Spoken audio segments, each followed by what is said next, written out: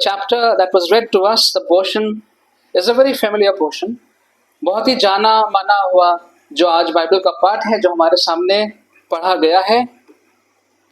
And as you read this chapter, there's something that really disturbs, and especially those who read this for the first time, something really disturbs them what Jesus said. यीशु ने जो यहाँ पे कहा उससे बहुत से लोग विचलित हो जाते हैं जब कोई इसको पहली बार पढ़ता है या जो बहुत ध्यान से गहराई से नहीं इसको समझता है. But before we go into that, I want to ask you a question. Have you ever got anything free? सबसे पहले मैं उसमें जाने से पहले ये पूछना चाहूंगा कि आपको आज तक कभी कुछ मुफ्त में मिला है क्या? Have you ever had a free meal? क्या कभी कहीं ऐसा खाना खाया आपने जो मुफ्त में था, आपको कुछ पे नहीं करना पड़ा? And if that happened, how much value did that have for you? और कभी अगर ऐसा हुआ तो उसका मूल्य आपके लिए क्या था? Did you think much about it? जो चीज आपको मुफ्त में मिल गई, निःशुल्क मिल गई, क्या उसके बारे में आपने कितना सोचा? But what if you have to buy an expensive thing? You have to buy a laptop. You buy some expensive shoes or a car maybe. हो सकता है आपको कोई लैपटॉप खरीदना है, महंगे जूते खरीदने हैं या कार खरीदनी है. Do you just go and casually buy it? क्या आप जाते हैं बस ऐसे जाके खरीद लेते हैं? Or do you think and compare and calculate? क्या आप उसको जोड़ते हैं, सोचते हैं उसके बारे में, विचार करते हैं? And after you have bought it, don't you value it and take care of it? और जब आप उसको खरीद लेते हैं तो फिर क्या आप उसका ध्यान नहीं रखते उस चीज का? And today our focus is on discipleship. आज का जो हमारा ध्यान है वो शिष्यता के ऊपर है. What is true discipleship according to what Jesus is saying over here, and what does it cost to become one? एक सच्ची शिष्यता क्या होती है और एक सच्चा यीशु का चेला शिष्य बनने के लिए क्या कीमत अदा करनी पड़ती है और वो कितनी कीमती है हमारे लिए? How much valuable is that for us? Dietrich Bonhoeffer, a German philosopher, he said, Christianity without discipleship is Christianity without Christ. Bonhoeffer ने कहा कि ऐसी मसीहत जिसमें शिष्यता नहीं है, शिष्य बनना नहीं है, तो ऐसी मसीहत में मसीही नहीं है. There is no Christ in a Christianity where there is no discipleship, where there is no discipling. So what is happening over here in this passage? We see that Jesus often draws big crowds.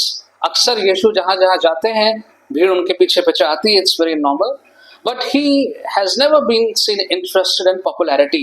कभी भी हम यीशु को नहीं देखते हैं कि उनको भीड़ से बहुत उनको अच्छा लग रहा है और बहुत से लोग आ गए, इससे बहुत प्रसन्न हो गए. ऐसा कभी हमें देखने को नहीं मिलता है. And that is very unlike as compared to today's modern day preachers. आजकल के जो प्रचारक हैं ये उससे बहुत अलग है, क्योंकि आज के प्रचारक ये देखते हैं कि कितने लोग बैठे हैं, कुर्सियां खाली तो नहीं हैं और लोगों तक और पहुंचाया जाए. How many likes, how many followers हैं, आजकल के लोग ये देखते हैं. But over here we see that the words of Jesus that he spoke, they separated the curious from the committed. जो भी यीशु बोलते थे उसमें उसके बाद क्या होता था कि जो लोग सिर्फ जानना चाहते थे, उनको बड़ा इच्छा थी सिर्फ जानने की, और उनसे वो लोग अलग हो जाते थे जो समर्पित थे. So the curious would just go their way and the committed, very few of them would stay on. That always happened. जो लोग जानना चाहते थे वो अलग हो जाते थे और जो लोग यीशु के प्रति समर्पित थे वो साथ में उसके रहते थे, जिनकी संख्या बहुत कम थी. In fact, we see that in this passage, Jesus teaches his followers, the listeners, that to be a follower of Jesus requires a serious and total commitment. बहुत संगीन बात है ये, और पूर्ण रूप से यीशु के पीछे चलना वाला जो है वो बनने की आवश्यकता है. We can make 5 observations about discipleship in today's passage. 5 quick observations. 5 हम बातों को देख सकते हैं आज के पाठ में जो पढ़ा गया है, जो कि शिष्यता के बारे में है. First of all, we see in verse 25 and 26 that we can ask the question, what is the priority of discipleship? What is the priority of discipleship? कि शिष्यता की प्राथमिकता हमारे जीवन में क्या है? Where does it stand? In all the different variables of our lives, in all the different things that we have in our lives, where does discipleship stand? कि यीशु के शिष्य हम हैं, यीशु के पीछे चलने वाले हैं, और जीवन में जितनी भी चीजें हमारे बीच में हैं, सारे बहुत सी बातें हैं, उनके बीच में कहां पर हमारी शिष्यता आती है? What is the priority? Jesus said, and that's a disturbing part, Jesus said, if anyone comes to me and does not hate his father and mother, wife and children, brother and sisters, yes, even their own life, such a person cannot be my disciple. इस पद को हिंदी में कोई पढ़ सकता है क्या? इस पद को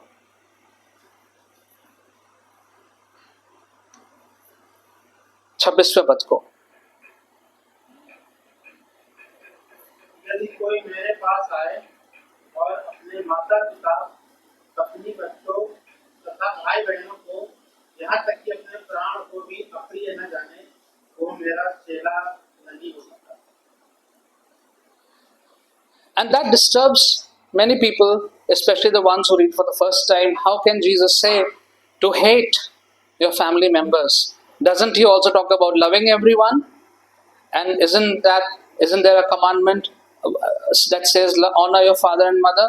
So how does that all fit together? ये कैसे संभव है? यीशु क्यों कह रहे हैं कि जो है अप्रिय जानो, उर्दू में तो कहेंगे कि नफरत करो. How is it possible? How is it possible? So actually, if we go in the root word in Greek, we see that the actual meaning is to not give priority to anything else over and above Jesus. That is what it means. इसका जो मतलब है वो ये है that कि यीशु से ज़्यादा किसी से प्रेम मत करो. सबसे ज़्यादा प्रेम जो है वो प्रभु यीशु से हमें अपने जीवन में होना चाहिए. ना पत्नी से, ना बच्चों से, ना माँ से, ना बाप से, ना भाई बहनों से. And that is not very easy to accept in practical life.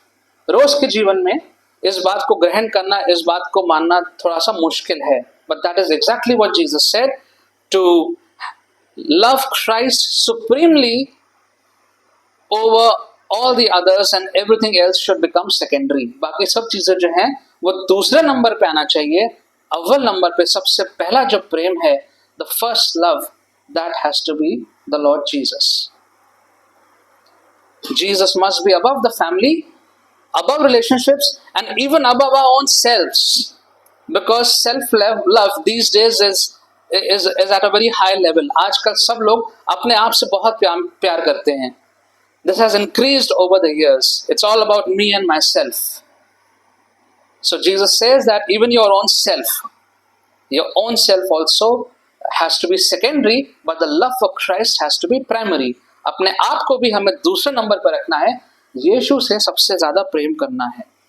In fact, Jesus said in Luke 12:51, he says, I have not come to make peace, I have come to cause divisions. यीशु ने तो ये तक भी कह दिया, of course in a different context, कि मैं ये मत समझना कि मैं शांति ला रहा हूं, मेरे आने से विभाजन हो जाएगा. There will be division in the family, and it is true. A family where one is a believer, the other is a non-believer. When one is worshipping Christ, somebody else is worshipping someone else. It's a big hodgepodge. There's divisions. वहां पर जो है वाद विवाद होते हैं, झगड़े भी होते हैं, कश्मकश बनी रहती है यीशु की वजह से, because someone would follow Jesus and his ways, especially where there is an inter-religious marriage. खास तौर से वहां पे जहां पे जो विवाह है वो मसीह और गैर मसीह के बीच में हुआ है, कि बच्चे अब कहाँ जाएंगे, मंदिर में जाएंगे कि कलीसिया में जाएंगे, किसके पीछे चलेंगे, and the parents are responsible for that. माँ बाप उसके लिए जिम्मेदार होते हैं. And so as we look at the first condition, the priority, प्राथमिकता की बात हम करते हैं. So let's ask the question, what competes for Christ first place in our heart? अगर यीशु की जगह पहले स्थान पे होना चाहिए तो उस चीज के साथ किसकी प्रतियोगिता हो रही है? What is it that is competing with Christ in our hearts for the first place? And that is something which is personal. It's left to you to think. The second thing that we can learn from today's passage is the price of discipleship. क्या मूल्य है, क्या कीमत है शिष्यता की? And Jesus says over here, the implication is that, in other words, you have to be separate from others. That's what it means. And throughout the Bible, you will see that the men and women of God are separate from others. A Christian is in the crowd, but not with the crowd. एक मसीह व्यक्ति जो है वो संसार में भीड़ में तो है लेकिन भीड़ के साथ नहीं है. You are in the crowd, but you are separate. And over here, Jesus makes it very clear with example. And Jesus says in verse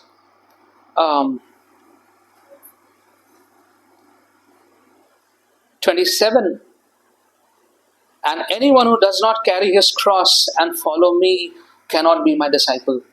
Anyone, जो भी अपना क्रूस खुद ना उठाए और मेरे पीछे ना चले, वो मेरा शिष्य नहीं हो सकता. Now, carrying the cross at that time would mean death. That's what it meant. उस वक्त मतलब था क्रूस का मतलब मृत्यु, and a violent death. बहुत ही दर्दनाक मौत. Dying to self, embracing death in the Roman Empire. Roman साम्राज्य में क्रूस का मतलब था सबसे ज्यादा दर्दनाक मौत. And so for us, following Christ would mean dying to our own selves. अपने आप के लिए मर जाना. Embracing sacrifice, living a sacrificial life. Yes, there are all options available for us, and I can go ahead and buy whatever I want to buy, as much as I want to buy, but let me live a sacrificial life. That is the life that Jesus wants. एक बलिदान वाला जीवन. Being willing to suffer for his name. यीशु के नाम की वजह से अगर कहीं पर तकलीफ कष्ट उठाना पड़ सकता है तो उसके लिए भी तैयार रहें. It is lots in other parts of the country, on the outskirts of our city it is, in our own state it is, and in some other states also. Lots and lots people are really suffering for the name of Christ. यीशु के नाम की वजह से लोग सताव में हैं, but still they are holding on. फिर भी वो यीशु के नाम में रुके हुए हैं. And so a Christian who is under persecution chooses Christ over convenience. एक मसीह जो है, जो यीशु का चेला है, वो इस कीमत को अदा करता है कि वो इस बात को चुनाव करता है कि सुविधापूर्वक जीवन छोड़ करके वो यीशु के पीछे कष्ट का जीवन उठाने को तैयार है.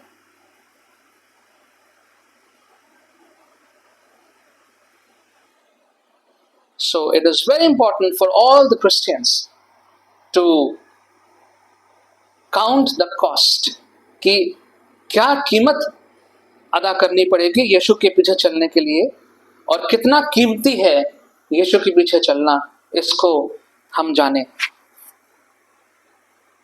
When I had decided to go to Bible college in 2004, of course in 3 it was decided, 4 I got the admission. I was 27. मैं 27 साल का था. At 27 I was in full bloom of my teaching career and it was progressing, and that's what I thought, I'll do that. I was already doing that, and at that time, because of the influence of different people and the church and ultimately the Lord guiding me, I decided, and it was not an easy decision. Bible college 27 साल की उम्र में सब चीज को छोड़ के जाना, because that's the time when you at sort of at the peak of your career, you are And I had to think of a lot of things. I had to go to Pune, that is about 1500 kilometers away from my home. Maharashtra Poona जो 1500 kilometre दूर है. I didn't have any financial backup. कोई वित्तीय backup नहीं था. My brother was already in China. मेरा भाई China में था. मेरा माँ बाप यहाँ पे थे. And I didn't even belong to some very big church, like a Methodist or something, where you come back and then you have different churches, you get placements, and so nothing of that sort was there. But it was that guidance of the Lord that you need to go and He will take care of the rest. परमेश्वर की ओर से ये मार्गदर्शन था कि जाओगे. And so at that point of time, to be a disciple, to go into that phase of life, I had to think of all those things. And so living there for 4 years, cut off from the world, with about 200 students on campus, and that was such a blissful experience of discipleship.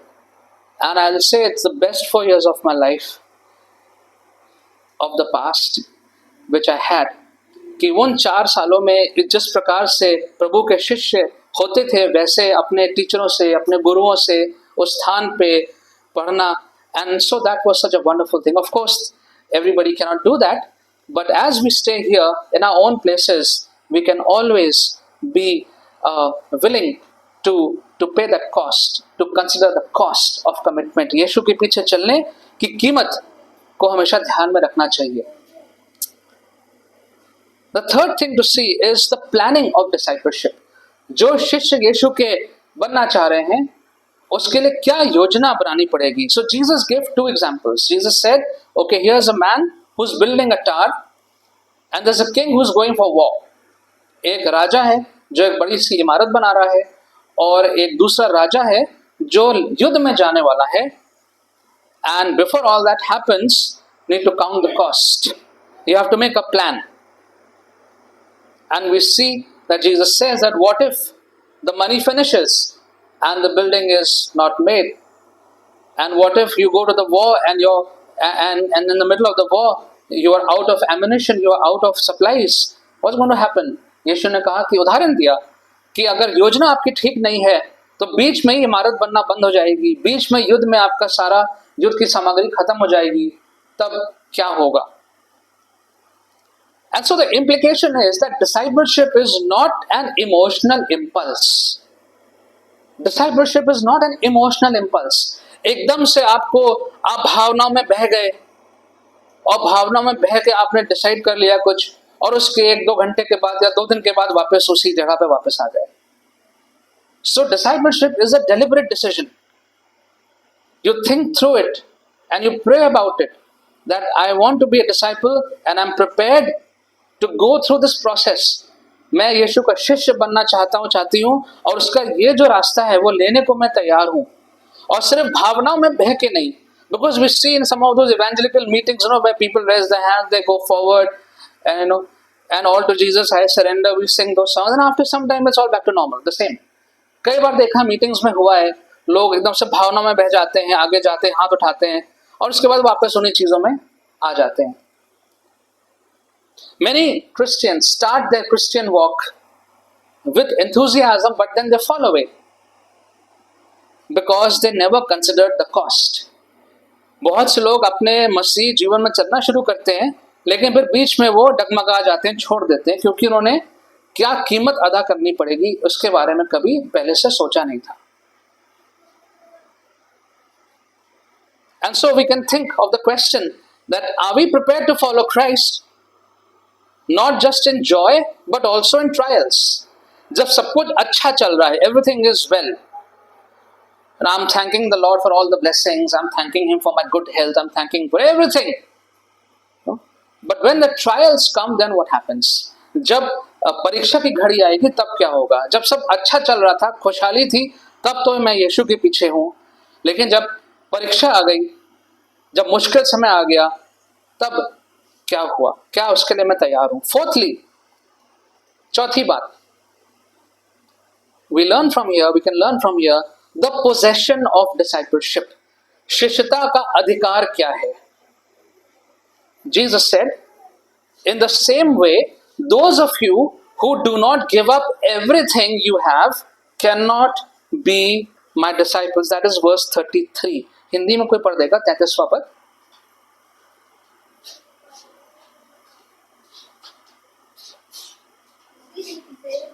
तुम में से जो कोई अपना सब कुछ त्याग न दे, वह मेरा चेला नहीं हो सकता। To give up everything. What is the Lord saying? Is the Lord saying that you sell off everything? Actually, He did say that to the rich young ruler. He said, you sell off everything and you give it to the poor and you come and follow me. कहा भी था यीशु ने, उस जवान से कहा था कि सब कुछ बेच दो और गरीबों में बांट दो और फिर मेरे पीछे आ जाओ. The Lord was testing him. The Lord was testing him to see how much willing is he. क्या वो तैयार है कि नहीं? Compare that to Zacchaeus. ज़क्कई से उसका तुलना करिए. Even before Jesus could say anything, he was willing to give 4 times. Return back everything 4 times. Would have made him poor, I guess. Compare that with Zacchaeus. ज़क्कई से तुलना करिए. ज़क्कई यीशु के कुछ कहने से पहले ही 4 गुना सबको वापस करने को तैयार था. करा उसने, भले ही उससे वो गरीबी क्यों ना बन जाता. And that woman at the temple who gave even what she had, she gave. Jesus said, look at her. Whatever she had, she has given. She is the one whom God has noticed. यीशु ने कहा कि ये जो स्त्री सब कुछ डाल दिया उसने उस चंदे में, इसको प्रभु ने देखा. So the Lord may not ask you to sell everything, but He does ask us to hold nothing back. यीशु ये नहीं कह रहे हैं कि तुम जाके सब बेच दो अपना, बट वो ये कह रहे हैं कि यीशु से कुछ रोक के मत रखो. Don't hold anything back. Let's surrender everything we have. The truth is, whatever we have, nothing belongs to us. The day we can understand that, the day we understand that, Jorgen is sitting. I remember once I had borrowed Jorgen's van, and it got dented on the door. उस पे dent लग गया था, and I got very upset because it's a dent and I have to and I couldn't repair it in time. So I told Jorgen, this dent is here and I'll get it fixed. He said, yeah, it's okay. And he said, it's just a mode of transportation. That's what he said. I cannot forget. ये सिर्फ एक यातायात का साधन है. It's not my life. So some people, their possessions are their life. How did you scratch my car? And there's fighting and killing also. Road rage. Just for a dent. Just for a But जिस दिन हम ये सीख लेंगे कि ये सब चीज भी प्रभु ने दी है और ये सब भौतिक चीजें आती जाती रहती हैं. They keep coming and they keep going. Hold nothing back from the Lord. Be ready to say, Lord, everything is yours. सब कुछ आपका है. And so what's the principle? We don't truly own anything. We are only stewards of God's possessions. कुछ नहीं है हमारा. लेकिन जो कुछ भी हमारे पास है, सिर्फ हम उसके भंडारी हैं. We are just the stewards. We are not the owners. Lastly, and we are coming to the end of the sermon, we learn that there has to be some proof also of discipleship. शिष्यता का कुछ प्रमाण भी होना चाहिए.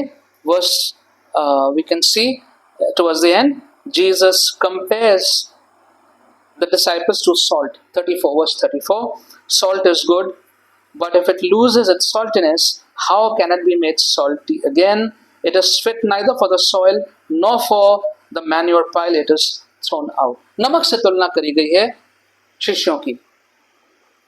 Salt that loses its taste is useless. नमक जिसका स्वाद चला गया है, अब वो किसी भी काम का नहीं है, उसको फेंक दिया जाएगा. And a disciple without commitment and obedience is like that tasteless salt. एक ऐसा शिष्य जो जिसमें समर्पण नहीं है, जो आज्ञा का पालन नहीं करता है, वो उस स्वादहीन नमक की तरह है. No impact, no witness. किसी के ऊपर कोई असर नहीं, कहीं पर कोई प्रभाव नहीं, किसी के ऊपर कहीं पर कोई गवाही नहीं. And so a true disciple True disciples, they preserve their influence and they bring flavor to the world. जो अच्छे शिष्य हैं, सच्चे शिष्य हैं, वो बचाने का काम करते हैं, like salt preserves, बचाने का काम करते हैं औरों को, अच्छा प्रभाव डालते हैं और एक अच्छा स्वाद लेके आते हैं. Today our world needs so much of it. Our world is tasteless. कोई स्वाद नहीं है हमारे लोगों में. But we are the ones to bring that taste. We are the ones to preserve the society, which is rotting. जो हमारा समाज है, जो सड़ रहा है, उसको बचाने का काम हमारे पास है. So Jesus, in this passage we can see Jesus does not call us to an easy life, but to a meaningful life. यीशु हमें इसलिए नहीं बुला रहा है कि हमारा जीवन आसान बन जाएगा. मसीह जीवन आसान जीवन नहीं है. आपका जीवन मुश्किल बन जाएगा. Your easy life will become difficult from the worldly perspective. But Jesus calls us, our lives will become meaningful. Otherwise, there is no meaning in this world. You take birth, then you go to school and you have jobs or you don't have a job. India is a very difficult situation. Then you have family and then sickness and this and that. You die, finish. What's the meaning? There's no meaning. इसमें कौन सा अर्थ निकल के आया? And Solomon says meaningless. Everything is meaningless. Solomon says in Ecclesiastes. स्वोपदेशक में Solomon कहता है कोई मतलब ही नहीं है इन सब चीजों का. But when Jesus calls and when we become his disciples, there's meaning added to the life. Same life, same parameters, same everything, but there's a meaning, an intrinsic value in the life. Discipleship demands supreme love, daily sacrifice, careful decision, total surrender and faithful witness. शिष्य यीशु का बनने का मतलब क्या है कि सर्वोच्च प्रेम यीशु से, प्रतिदिन बलिदान का जीवन, ध्यान से अपने निर्णयों को लेना, पूर्ण रूप से समर्पित हो जाना और बहुत विश्वास योग्यता से यीशु के लिए गवाही अपनी बना के रखना जहां पर भी हम काम करते हैं, जाते हैं. Many in the crowds admired Jesus, but only a few followed him to the cross. बहुत लोगों ने यीशु को सराहा, बहुत लोगों ने यीशु की वाहवाही करी. होसाना, आज गाना भी गाया था उन्होंने, होसाना होसाना. लेकिन उनमें से बहुत कम लोग यीशु के साथ क्रूस तक गए.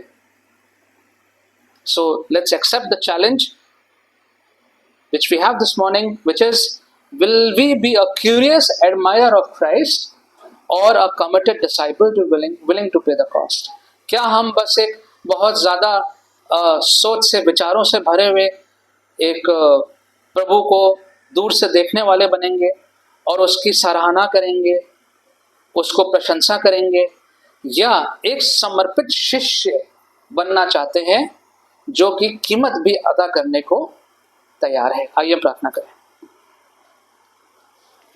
Father, we thank you that you have always focused on the ones who are sincere towards you, and you always look for the ones who would step out of the crowd and be willing to follow you. प्रभु जी, हम धन्यवाद करते हैं कि हमेशा आपने ऐसे लोगों को ढूंढते हैं जो भीड़ में से निकल करके आपके पीछे चलना चाहते हैं. Lord, we confess that so many times we actually go with the crowd and we forget the call that you've given to each one of us. हम भूल जाते हैं प्रभु, अक्सर भीड़ के साथ चले जाते हैं, उस बुलाहट को भूल जाते हैं जो आपने हम सबको दी है. Help us, Lord, to again know that you have called all of us to be your disciples. आपने हम सबको ये बुलाहट दी है कि हम आपके शिष्य बने.